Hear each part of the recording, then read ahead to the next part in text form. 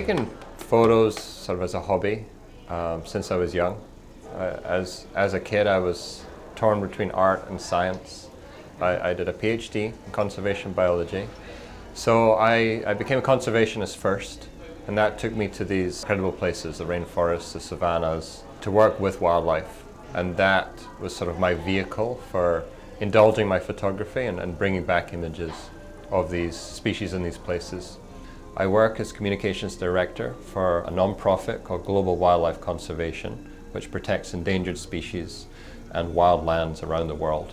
So I try to, as much as I can, marry my photography and the storytelling with conservation objectives to try and actually move the needle on protecting these species.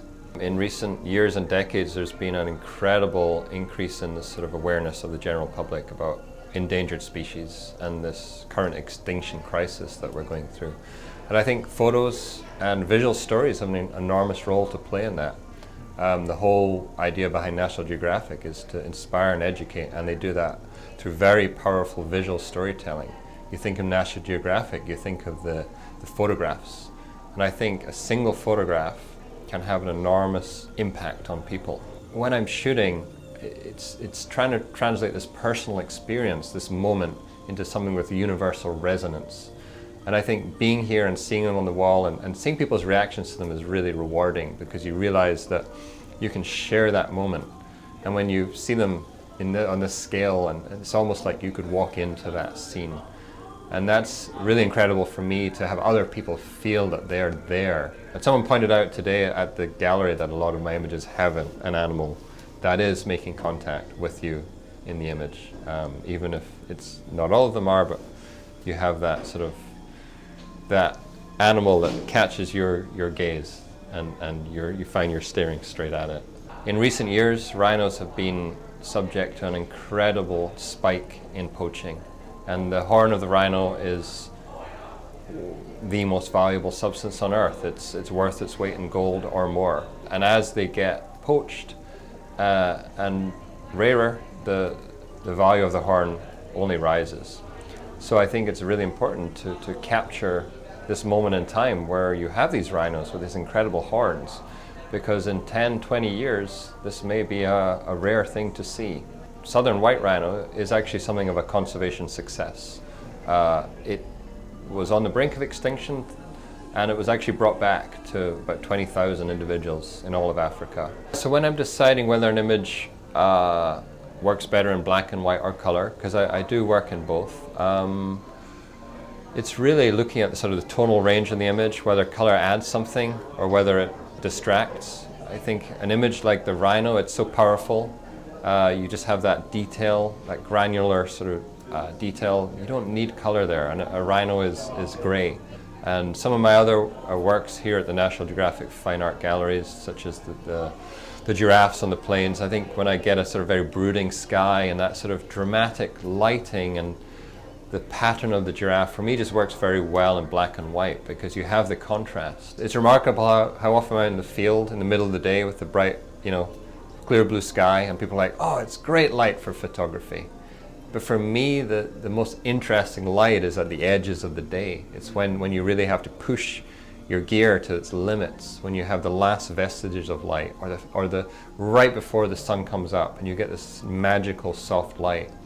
And that's when the light's really working for you. So Giraffe Afternoon Tea is maybe one of my favorite photographs, because it's just whimsical, it's surreal, but it really sums up this place, Giraffe Manor, where it's modeled on a Scottish hunting lodge, so it's got this familiar feel for me. But then these giraffes literally come and join you for breakfast. You sit down for breakfast and they appear and they crane their necks through the window and stick their heads in.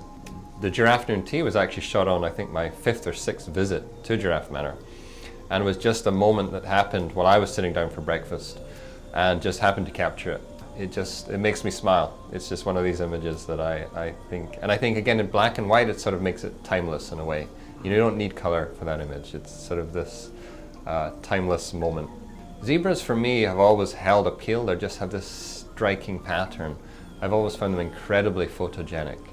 So I'm always drawn to zebras, and if I can find a composition that works, the ones of them filling the frame I sort of had that in my head before I went on that trip. I wanted to find this huddle of zebras that I could capture and fill the frame, almost like that pattern was going on forever. I always shoot in color because you never know how you're going to want to represent an image. So the zebras huddled in the Masai Mara, I actually originally presented that one in black and white.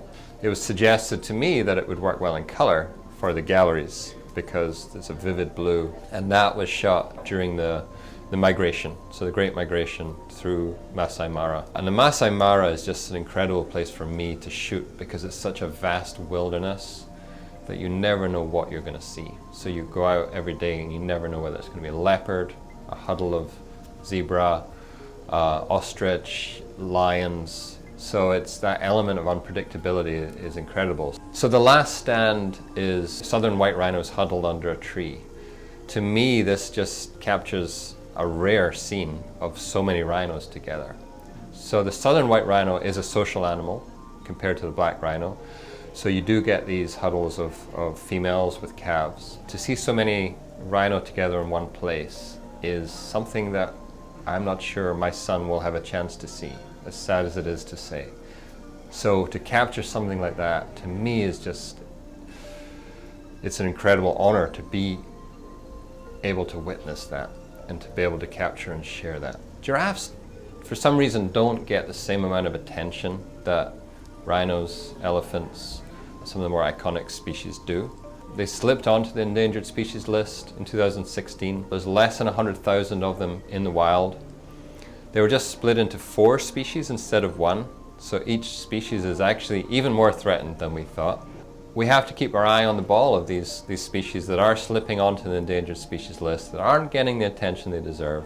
And I hope through photographs we can convey the sort of majesty of these creatures and these wild landscapes to bring awareness to this and to take action to protect these species while we still do have time. You know, we don't want it to get to a point where we're scrambling to save the last individuals.